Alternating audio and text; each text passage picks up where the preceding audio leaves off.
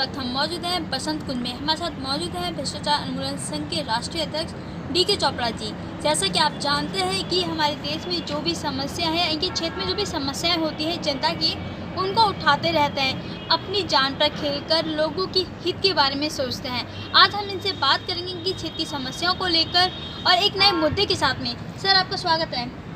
नमस्कार सर, अभी सूत्रों के मुताबिक पता चला है कुछ लोगों ने आपके साथ मारपीट की है, क्या पूरा मामला ये है जी कि मेरे पास एमसीडी की परमिशन है जी। और ये पीछे जो आप दीवार देख रहे हैं इसके पीछे डुप्लेक्स फ्लैट जो नीचे है जी। उसका घर है।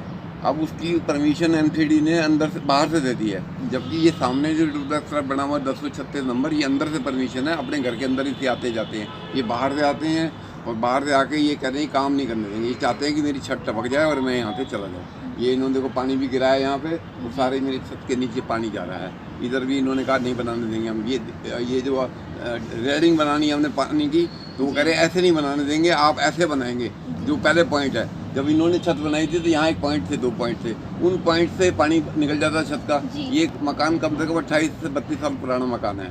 तो ये 32 साल पहले जो सिस्टम बनाया गया था वो बदल भी गया है। समय के साथ चीज़ों में इम्प्रूवमेंट हो गई है। जब हमें ये पता चल गया कि पानी यहाँ ठहरता है तो हमने 4 पॉइंट बनाए यहाँ पे। ये देखो नीचे पड़े टूटे हुए, ये 5 टूटे हुए पड़े हुए, इन्होंने एल्बो टी तोड़ के फेंक दी। ये मेरी कुर्सी भी आके मेरे को मारा रॉड से, और मैंने MLC नहीं करने दी पुलिस वालों ने। फिर जाके मैंने हाई कोर्ट में से ऑर्डर लाया हूँ, तब जाके मेरी MLC हुई है। हाँ, और सारी मेरी बॉडी दर्द कर रही है। मेरी उम्र 68 साल हो गई है। आपके साथ मारपीट करने वाले कौन लोग थे? लेडी है ये, केडी देवेंद्री इसका नाम है। इसका ये बिजनेस है। ये अभी यहाँ रह रही है 15 साल से, मैं रह रहा हूँ 25 साल से। तो 15 साल पहले ये कुछ पुलिस वालों ने इसको यहाँ रखा था कि भाई इस आदमी को तंग करते रहो, ये हमें बड़ा तंग करता है। क्योंकि भ्रष्टाचार करते जो लोग हैं वो बड़े से दुखी हैं।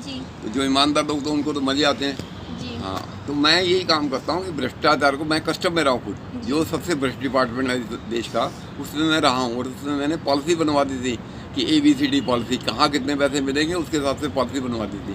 और मैंने ही ये जो छठा पे कमीशन मैंने ही करवाया था जब मैं वहाँ था, सेंट्रल गवर्नमेंट कॉन्फेडरेशन में रहा हूँ। और उसके साथ मैंने CGHS कार्ड सारे देश के लिए बनवाया, ताकि सारे देश के लोग कहीं भी दवाई ले सकें, उनके परिवार के लोग भी ले सकें। सबका अलग अलग कार्ड बनवा के मैंने सबको दिया। अब जब से मैं बाहर आया हूँ, मैंने 2 बार MP 2 बार MLA का चुनाव हार चुका हूँ, और मैंने यहाँ पे इलेक्शन में रिफॉर्म कराए हैं। EVM मशीन पे फ़ोटो लगवाई है मैंने, अभी इसको रंगीन करवा दिया है, वोटर्स की लिस्ट बनवा दी है, उसमें फ़ोटो लगवा दी है। अब हमारा ये इंसिस्ट करते हैं हम लोग कि जो वोटर की जो फ़ोटो लगी है आपके पास, उस फोटो को आइडेंटिफाई करके उस आदमी को वोट डालने दें, उसको और डॉक्यूमेंट मांग के तंग ना करें अभी। और हम ये चाह रहे हैं, अब इमीडिएट जो हमारा इस इलेक्शन में रिफॉर्म चाह रहे हैं, उसमें ये चाह रहे हैं कि हम चुनाव चिन्ह नहीं होना चाहिए, आदमी की शक्ल देख के वोट दो। आपने जिससे काम कराना उसकी शक्ल तो आपको बताना चाहिए। रोड पे आपको कई लोग मिल जाएंगे, बोलेंगे जी हम तो BJP को वोट दिया। कौन है BJP का? क्या वो नहीं हमें पता, हमने तो मोदी को देख के वोट दिया। अब मोदी आके यहाँ पे बसंत कुंज में काम करेगा, और वहाँ पे वाराणसी में जैसे कि आपने अभी बोला है कि चुनाव होने चाहिए, वो किसी चिन्ह को देख के नहीं होना चाहिए। और जैसा कि आपके बारे में जानते हैं लोग कि आप भी हर चुनाव को लड़ते हैं, आप भी एक चिन्ह होता है आपके पास, लेकिन अभी आप बोल रहे हैं कि चुनाव चिन्ह को देख के ना, जनता को देख के, जो सामने वाला उम्मीदवार कौन है उसको देख के जनता को वोट देना चाहिए। तो लोग कैसे समझेंगे इस बात को? समझेंगे, हम पर्ची बांटेंगे नहीं, प्रचार करने जब जाएंगे तो हम बताएंगे ना कि ये आदमी हमारा दोस्त है, या ये आदमी ये काम करेगा, इसको इसलिए वोट करो, ये आपके क्षेत्र का है, आपके जाने हैं, इस तरह साल से यहाँ रह रहा है। तो उससे क्या होगा कि उनको कम से कम आइडेंटिफाई तो करेंगे। उनको घर से बाहर आके झांकना भी पड़ेगा, और नहीं मैं तो इस पार्टी का आदमी हूँ, मुझे क्या देखना कोई हो, हम तो उसी को वोट देते हैं जी, हमारे बाप दादा भी उसी को वोट देते हैं। ऐसे जो लोग हैं तकियानुसी और रूढ़ी वाले लोग जो हैं, ये यही देश का सत्यानाश करवा रहे हैं। सर, जिन लोगों ने आपके साथ मारपीट की, आपने उन लोगों के खिलाफ कोई FIR वगैरह कराई?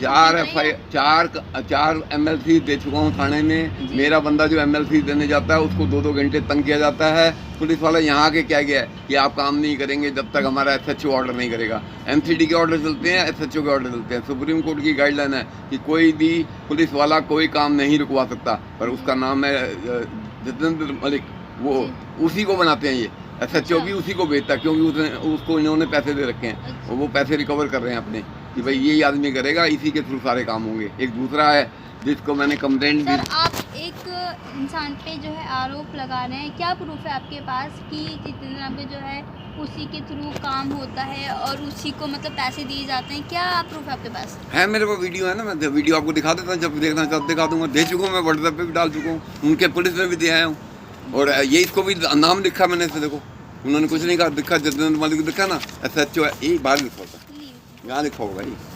हाँ, जितेंद्र मलिक और SHO का नाम लिखा ना, मेरे को यहाँ नहीं, इससे पहले वो क्या नाम है, इंटरनेट मेरा कटवा चुका है SHO। उससे पहले मेरे को बैंक के गार्ड से 84 मर्डर की धमकी दिलवा चुका है। वो जो है ये जो मोबाइल मेरे 3 खराब करवा चुका है। मेरी टैंकी में देख लो, बॉल किसी में नहीं है, रोज निकाल देते हैं, मैं लगाता हूँ। ये देखो पीछे कैमरा लगा था उनके अंदर थोड़ा सा, अब इन्होंने बाहर निकाल दिया ताकि उनके पास मेरी छत का काम क्या हो रहा है उसकी वीडियो पता रहे, क्या बात कर रहे हैं हम वो सुनते रहते हैं। मतलब कौन है वो, स्वाइन कर रहे हैं, क्या कर रहे हैं? पड़ोसी ऐसे होते हैं क्या? आपने देखा कभी ऐसे पड़ोसी? बिल्कुल नहीं सर। और फिर उनकी अपनी छत, अपने घर के अंदर सीढ़ी अंदर से जा रही है, तो वो छत की सीढ़ी क्यों नहीं वो अंदर से ले जाएंगे? जब 36 वाला कर रहा था, ये क्यों नहीं करेंगे? तो अब इससे अब वो हो गई, डिस्पैरिटी हो गई।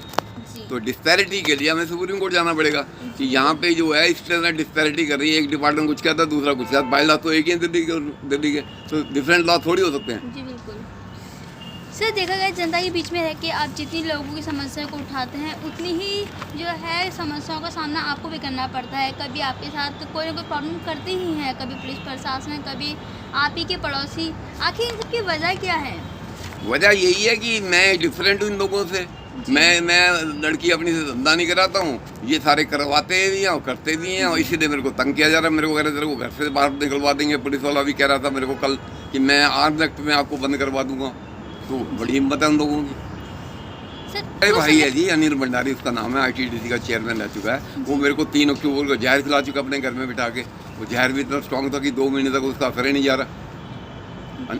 वो मेरे मामे का लड़का है, तो उसने वो भी। आपको कैसे पता कि आप ही के भाई ने आपको घर में बैठ के जहर खिलाया? अरे मेरा अपना असली भाई भी जहर खिला चुका है। असली भाई जो है वो मेरा, उसने 26 सितंबर 2000 को जहर खिलाया था मेरे को, और होंडा सिटी गाड़ी मेरे पीछे लगा दी गई थी। कौन सा जहर था जो? जहर के नाम नहीं मेरे को आते हैं, जहर के नाम नहीं आते, पर जनरल जहर जो होता है वो यही होता है कि 4 घंटे में उसका इफेक्ट होता है, और 2 घंटे में अगर आपने इलाज नहीं किया तो मर जाएंगे। पर ये जो मेरे भाई ने जहर अनिल भंडारी ने खिलाया था, ये जहर बड़ा स्ट्रॉन्ग था। इसका पहले दिन तो असर ही नहीं हुआ था, दूसरे और तीसरे दिन असर हुआ, फिर महीने बाद भी असर हुआ। इससे क्या होता है कि ये जो दुन्नी के नीचे की जगह। आपको कैसे पता चला कि आपके भाई ने जहर खिलाया है? भाई उसके बाद इफेक्ट होना शुरू हुआ, तो आपको पता नहीं चलेगा। आप रोटी खाओगे तो आपको पता नहीं चला डकार आया कि नहीं आया। सर मतलब क्या क्या पोजीशन आई आपके? कुछ बोलते हैं कि बॉडी में कुछ लक्षण दिखाई देने लगते हैं कि हाँ हमने कुछ अनलीगल चीज खा ली। ऐसा था, मेरी आंटी ने एक बार, बुआ है मेरी, उसने जहर खिलाया था। उसने क्या किया, वो कीड़े मारने वाली दवाई खिला दी मेरे को, तो सारी बॉडी मेरे दाने दाने निकल आए, रिएक्शन हो गया।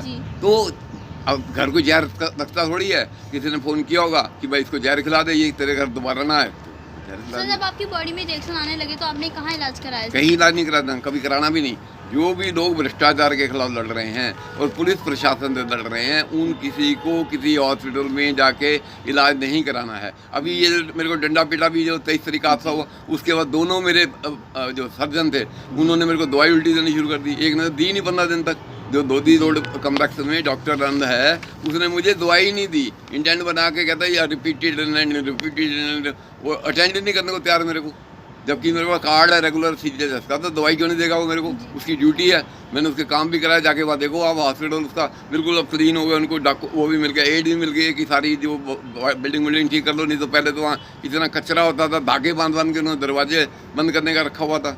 तो मैंने वो दोदी रोड का जो इनका वो है क्या कहते हैं हॉस्पिटल है, उसको मैंने ठीक कराया सारे को। और उसके बाद भी वो आदमी मेरे को किसी के प्रेशर में मेरे को एंटरटेन नहीं कर रहा है। यहाँ पीछे डॉक्टर नहीं है, इसको अभी मैंने हॉस्पिटल बनवाया B10 में, वसंत कुंज में, CGHS का हॉस्पिटल, उसके बाद ने उसे देके दिया। अभी वो भी मेरे को दवाई पूरी नहीं देती है, दवाई उल्टी देती है। तो ये क्या करते हैं लोग, आपको पता नहीं है। जैसे आपको तंग करना है इन्होंने, तो आपने कहीं से जूस मांगा, उसने नमक की जगह कुछ और डलवा देंगे, उसको कह देंगे 10,000 देते हैं कम से कम। मेरे सामने 2 बार बैंक में भी दिए गए और जगह भी दिए गए कि ले। वो कह रहा क्या के दे रहा है? वो कह रहा जी वो रखना तू। तो आपने चोपड़ा साहब को तंग किया इसलिए आपको पैसे दिया। तो अब आप देखो कि मेरे ऊपर करोड़ों रुपए खर्च हो रहे हैं सरकार की तरफ से। सरकार करवाती है क्राइम, मैं ही कर रहा हूँ। कस्टम डिपार्टमेंट में क्या गया था अभी मैं इसी मैटर में कि मेरी बेटी उठाने के लिए 2 लगे हुए, तो मेरी हेल्प करो। उन्होंने 1.5 महीना लगा दिया, एक नहीं है। मेरा बेटा घर छोड़ के चला गया है, 2019 में इन्होंने घर बनाया, उसके बाद ये टपकने लग गया। मेरे बेटे की अभी शादी हुई थी, वो घर छोड़ के चला गया, कहता मैं आपके साथ नहीं रहता, आपको तो रोज लोग तंग करते हैं, आप हरकतें ऐसी करते हो।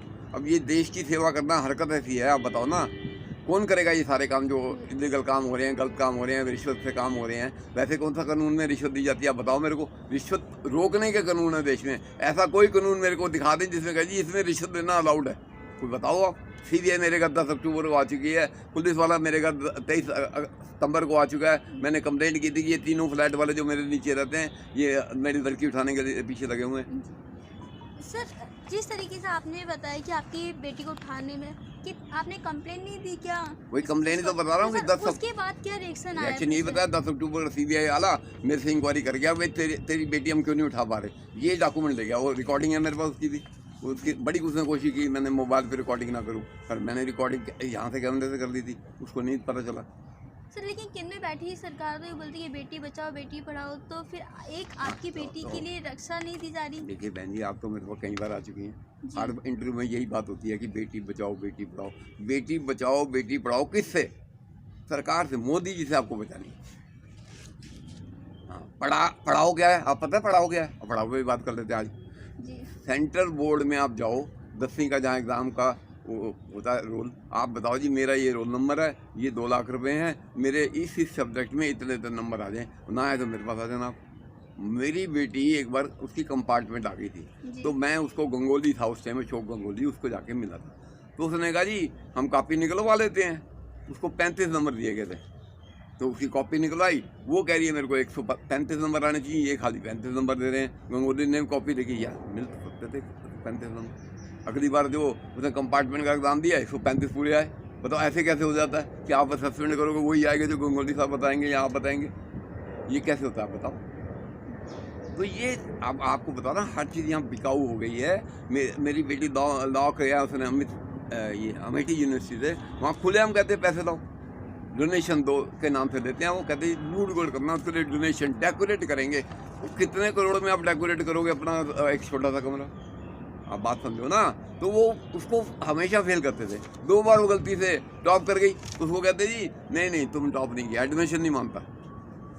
लेक्चरर ने टॉप कर दिया पर एडमिशन करना, हम आपका नाम पब्लिश नहीं करेंगे। तो सर इसके लिए क्या कभी आवाज़ नहीं उठाई? उठाते रहो, ये सामने स्कूल है पूरन प्रज्ञा पब्लिक स्कूल, यहाँ मेरा बेटा पढ़ता था। यहाँ पे वो क्या कैरिकुलम बना रखा था उन्होंने, पर काम उसमें कोई नहीं होता था। तो मैंने आवाज़ उठाई जब, तो उन्होंने फिर माने नहीं। मैं उनकी एक बार कमेटी में भी इलेक्ट हो गया था, पेरेंट्स रिप्रेजेंटेटिव, तो मैंने आवाज़ उठाई तो उन्होंने मानी नहीं। मैं फिर हाई कोर्ट में केस लगाया, तो हाई कोर्ट में जाते उन्होंने सारा अपना कैरिकुलम बदल दिया। ये नहीं किया कि फीस कम कर दें, कैरिकुलम वही कर दिया जो कराते हैं बस।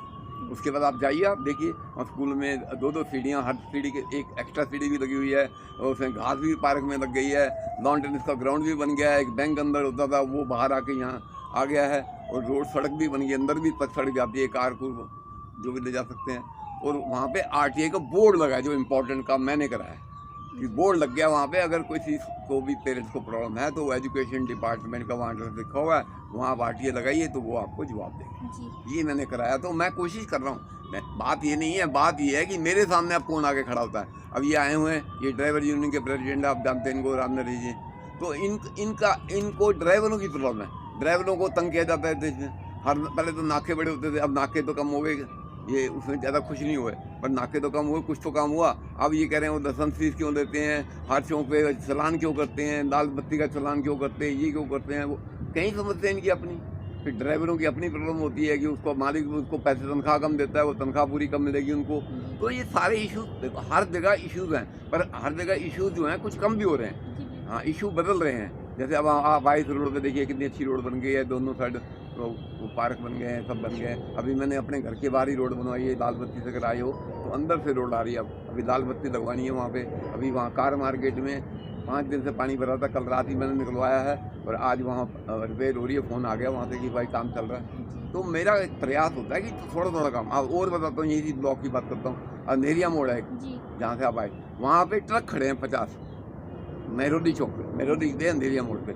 मैंने इनको कहा हटाओ यहाँ से, वो कह रही हम 45 साल से बैठे हैं। मैंने सामने छतरपुर है, इसकी इतनी बड़ी रोड बन गई है, 200 फुट की रोड है, उस रोड पे जाके खड़े जाओ। अगर 50 आदमी कोई भी जगह चेंज करते हैं तो वो मार्केट ही रहती है। हाँ, 1 फुट 10 फुट ऊपर हो गई या 50 मीटर उधर हो गई, इधर हो गई, इससे क्या पड़ता है? अगर आपको ट्रक देना है तो वहाँ चले जाएगा लोग, यहाँ ट्रक खड़े करके वो क्या लेना चाह रहे हैं? मेहरौली वालों को तंग करते हैं। वो कभी राइट टर्न देना है, कभी लेफ्ट टर्न देना है, कभी उल्टा खड़ा कर रहे हैं, कभी सीधा खड़ा कर रहे हैं। अननेसेसरी लोग यहाँ पे प्रॉब्लम क्रिएटर हैं, लोग चाहते नहीं। अभी मेरा ये चल रहा है कि अब फ्लावरिंग होनी चाहिए सारे साउथ दिल्ली में। पिछली बार मैंने कराई थी, कुछ पार्क रह गए थे, तो मैं ये कह रहा हूँ कि 100% फ्लावरिंग होनी चाहिए और खुशबू वाले फूल लगने चाहिए, ताकि पोल्यूशन का लेवल कुछ कम हो। मेहरौली में तो कम से कम हो।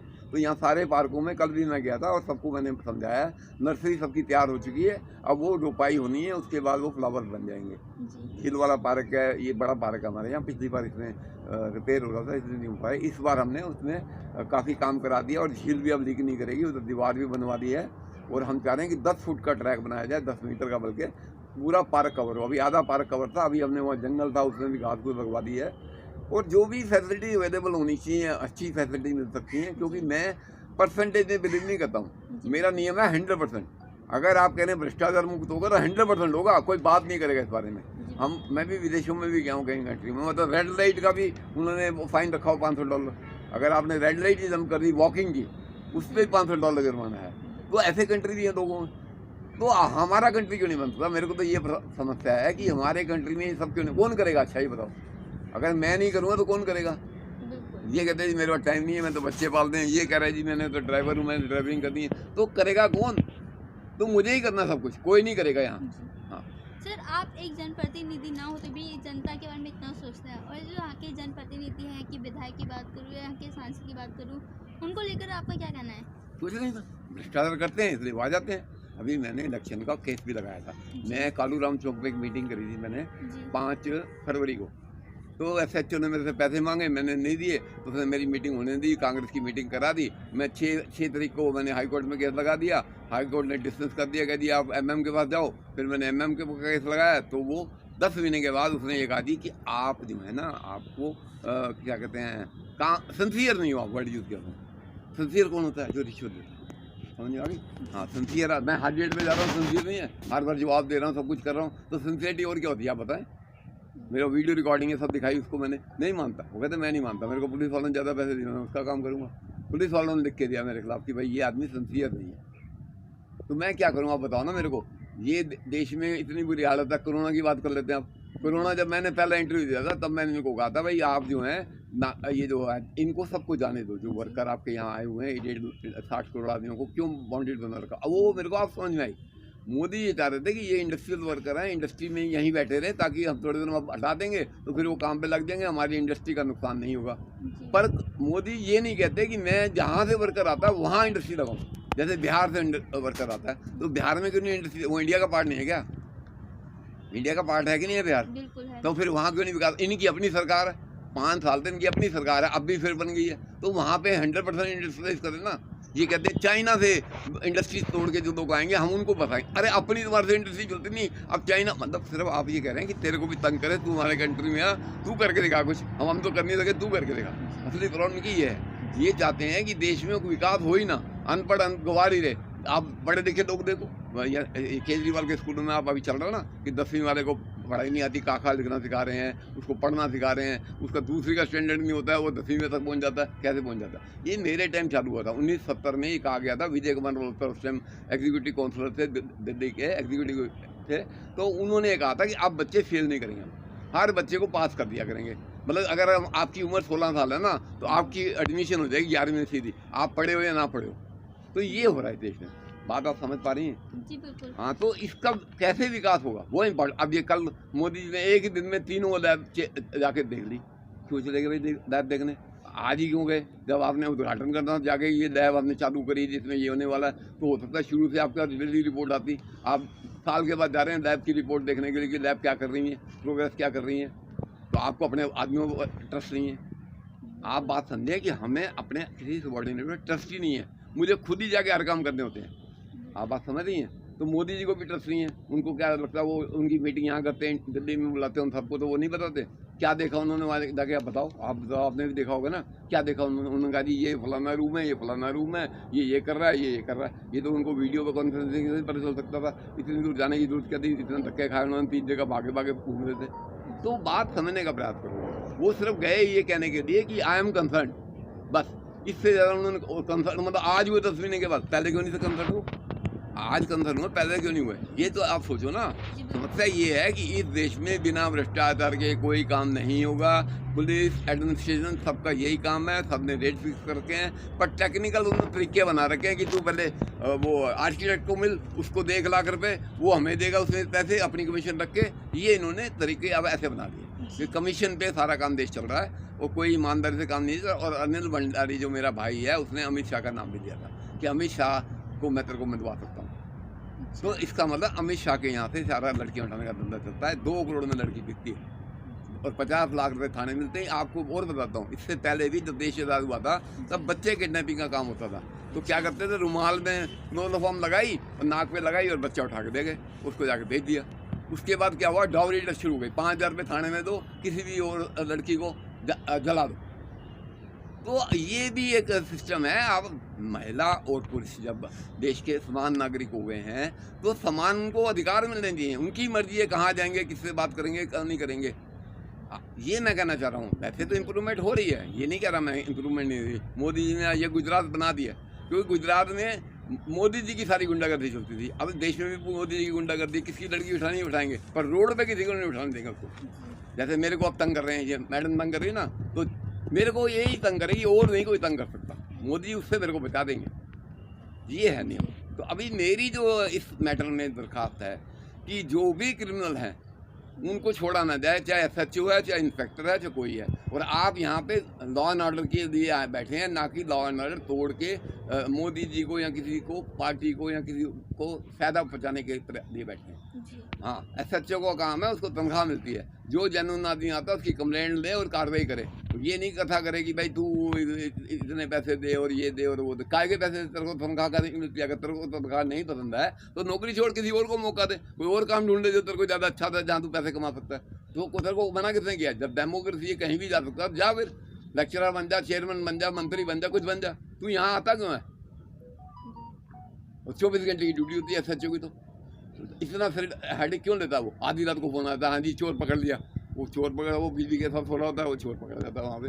तो आप इतनी हेडेक क्यों देना चाह रहे हैं? अब मेरी बेटी दाव मिनिस्ट्री में है, मैं उसको उनको PP बना दिया है। मैंने कहा ना जाना वहाँ। तो PP को क्या होगा? रोज़ प्रेशर आएगा। 70 केस होते हैं, 10 केसों में तो पुलिस का प्रेशर होगा कि भाई इसको ऐसे छोड़ दो, इसको आपने ये कहना है, हम भी ये कहेंगे। रोज़ धमकी आया करेगी।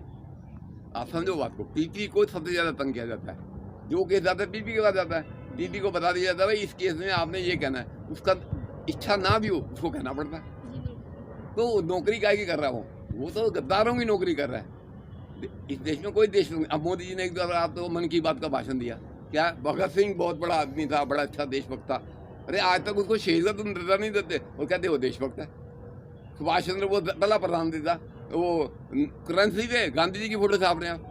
और सुभाष चंद्र बोस की छापो ना, जो हमारा देश का पहला अनडिवाइडेड इंडिया का प्राइम मिनिस्टर था, उसकी क्यों नहीं छापना चाहते? आप बताओ क्या कमी है उसमें? सर, जैसा कि भ्रष्टाचार के खिलाफ आप अब तक लड़ते हैं, आने वाले समय में आप भ्रष्टाचार को रोकने के लिए क्या कदम उठाएंगे? खुद प्राइम मिनिस्टर बनूंगा मैं, मोदी को उठाऊंगा, मैं बनूंगा प्राइम मिनिस्टर देश का। मोदी कौन है? मोदी को क्या पता है? उसने आज तक बच्चा पैदा नहीं किया, उसको क्या पता बच्चे का दर्द क्या होता है, कैसे उसको पढ़ाया जाता है, कैसे पड़ोसी तंग करते हैं, कैसे उसको दवाई कराते हैं, क्या करते हैं, उसको क्या पता? उसके सामने 1.5 लाख मर गए, मर जा क्या होगा उसको? इससे कोई लेना देना नहीं। कौन मरा? वो तो मरते हैं, ये तो रूटीन मैटर है। आप बताओ, मैं बताता हूँ आपको। ICD तो लगा बात है, आपने देखी है ना, जो हमारा कंटेनर डिपो है। हाँ, मैं वहाँ कस्टम प्रेसिडेंट था, ठीक है। तो मैं वहाँ पे पटरी टूटी, रोड टूटी हुई थी, सारी जगह टूटी हुई थी, लेवल नीचे था, शेड नहीं थे। हर महीने में 4 आदमी मर जाते थे। कोई ट्रक के नीचे आ गया, कोई कहीं से आ गया। मैंने वहाँ ऐसा करा, सिस्टम करा दिया। एक बार उनके सारा दफ्तर तोड़ दिया मैंने, उनका जो कंटेनर वाला डिपो वाला हमारा। ये क्या हो रहा है यहाँ? बंदे को धोने गाड़ी अंदर नहीं जानी। सिक्योरिटी वाला कहता है जी आप इसको मरीज को नहीं उठा सकते बिना परमिशन के। अरे मैं परमिशन देने जाऊँगा, मरीज को उठाऊँ? एक सरदार जी का वहाँ एक्सीडेंट हो गया था, तो उसको उन्होंने मरवा दिया वहाँ पे अंदर ही। उसके बाद सारी बिल्डिंग तोड़ दी उनकी, सब कुछ तोड़ दिया। मैंने ऐसे कैसे होगा? फिर उन्होंने सारा का टेंडर टूंडर निकाल के, अब रोड भी देखो वहाँ बढ़िया है, ट्रकों की लाइन भी बनी हुई है, आने जाने का रास्ता बन गया है। उस दिन क्या हुआ उसके बाद कि मैंने अपने कमिश्नर को जाके बताया, श्रीवास्तव कमिश्नर को, मैंने उसको बताया देखो जी मैंने क्या काम कराया आपने। वो तो इतना तिलकुना हो गया है कि वहाँ एक्सीडेंट 5 हो चुके हैं सुबह से। तो ये मेरे को उसका जवाब मिला कि इसने अच्छा काम क्यों कराया। तो इस देश में यही होता है, आपने काम करा दिया तो आपने कोई गलती करी है, काम मत कराना कभी। इसलिए नेता तो काम नहीं करते हैं, वो कहते हैं वोट के टाइम में काम करेंगे। सारे जितने टेंडर वो पास कराते हैं ना, वोट के आस पास जाके वो कहते हैं अब काम शुरू कर दो, 2 महीने रह गए हैं, काम शुरू कर दो, लोन लगना चाहिए, देखो जी ये रोड भी बन गई है, ये भी हो गया। आप बताओ इतने टेंडर एक साथ कैसे पास हो सकते हैं? कितना बजट होता है? तो 5 साल का बजट है, 2 महीने में आखिरी में सारा यूज़ किया जाता है, सारा और जो बच जाता है वो उनकी जेब में जाता है। मैंने एक आरटीओ लगाई थी, कुसुम खत्री है यहाँ पे, हमारे 72 वार्ड की बनी थी दीवार, मैंने आरटीओ मेरे घर से चोरी करवा दी थी मंत्री ने।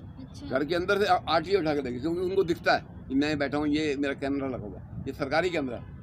मैं कहीं जाता हूँ, मेरे पीछे आदमी जा सकता है बड़े आराम से। मैं आपसे बात कर रहा हूँ, सुन रहे होंगे कहीं ना कहीं बैठ के। तो मेरे पास जो आता है उनको पता था, मेरे को कुछ नहीं पड़ता। मैं तो कह रहा हूँ मैं प्राइम मिनिस्टर का कैंडिडेट हूँ, तो प्राइम मिनिस्टर लेटरिन जाएगा, वहाँ भी कैमरा लगा होगा, उसमें बुरी बात क्या है? मेरी सिक्योरिटी करनी है तो मेरा ध्यान तो रखना ही पड़ेगा ना सर। तो मैं आपको ये सिर्फ कहना चाह रहा हूँ इन शब्द में कि इस देश में सिंसियरिटी नाम की कोई चीज़ नहीं है। 4 आदमी मिलके सत्ता में आ जाते हैं, फिर वो मैनिपुलेट, जैसे आप अभी महाराष्ट्र की बात करें, हम महाराष्ट्र में क्या हुआ, पीछे 40,000 लोग एक दिन स्टेशन पर इकट्ठे हो गए। कोरोना है जी, वो ट्रेन चल रही है, 39,000 लोगों ने टिकट बुक करके थी। तो आप ये बताओ कि 5 मिनट में डंडे मार मार के 39 आदमियों को वहाँ से भगा दिया। तो कमिश्नर तब कहाँ था जब वो आ रहे थे 40,000 लोग, जब आपने दफ़ा लगा दी 144, तो वो आए कैसे? तो मैंने कहा वहाँ फिर से इंटरव्यू में कि भाई उसको नौकरी से निकालना चाहिए, आपको कमिश्नर को, होम मिनिस्टर को नौकरी से निकालना। चक्कर ये ना 4 आदमी ने 60 कर दी, उनको क्या पता होम मिनिस्ट्री क्या होती है? उनको तो ये बताया जाता है भाई इतने पैसे यहाँ रिश्वत मिलती है, इतने पैसे का ये होता है, बस तुम अपना बन जाओ मंत्री। लड़ाई सिर्फ पैसे की हो रही है। वो इतना पैसा करना क्या आपने? पहले अंग्रेज लोग लूट के ले गए, अब आप स्विट्जरलैंड में खुद जाके जमा कर। बात तो वही है, इंडिया के लोग तो गरीब के गरीब हैं। अब वो मोदी जी की एक और बात चल रही है, 5 ट्रिलियन की इकॉनमी बना रहा हूँ, क्या मतलब हुआ? 5 ट्रिलियन के लिए आइटम कहाँ से आएंगी? 5 ट्रिलियन की कौन बनाएगा यहाँ पे? कब बनाएगा? कुछ नहीं होने वाला। अभी 2 ट्रिलियन की इकॉनमी है, इसी आइटम को 2.5 गुना कर दिया जाएगा। जैसे आप अभी बस में जैसे आई होंगी तो 10 रुपये टिकट थी, वो 2.5 गुना कर देंगे, 25 रुपये कर देंगे, बस वो उससे 2 ट्रिलियन हो देंगे। आप देखो मेरे टाइम में जब मैं छोटा था तो नया पैसा चलता था, एक नया पैसा, एक पैसा भी चलता था, आना भी चलता था, दूनी भी चलती थी, और उससे बहुत सामान आ जाता था। समोसा लेता था मैं, एक आने का एक समोसा था, मैंने खुद खाया अपने हाथ से, ठीक है। अब कितने का समोसा? 10 रुपये का। तो इतनी महंगाई तो होगी, कितनी गुना हुई यार, हिसाब लगाओ। एक आने 16 आने होते हैं, 16 आने के 10 रुपये हो गए, तो 16 आने 160 गुना हो गया, 160 गुना महंगाई हो गई। तो देखा आपने अपने टीके चोपड़ा जी से कई समस्याओं पर, कई मुद्दों को लेकर बात की, और इन्होंने बड़ा ही स्पष्ट रूप से इनका सबका जो है जवाब दिया है। आगे भी हम इनसे कई मुद्दों के साथ जुड़े रहेंगे, तब तक आप देखते रहें दबंग न्यूज़। सर आपका बहुत बहुत धन्यवाद, आपने दबंग न्यूज़ को अपना कीमती टाइम दिया। नहीं, मैं तो ऐसे ही दबंग हूँ, दबंग न्यूज़ के साथ जुड़ा रहूँगा, दबंग न्यूज़ भी हमारे साथ जुड़े रहे। आने वाले टाइम में हम देश में सब दबंग पैदा कर देंगे। जय हिंद, जय भारत।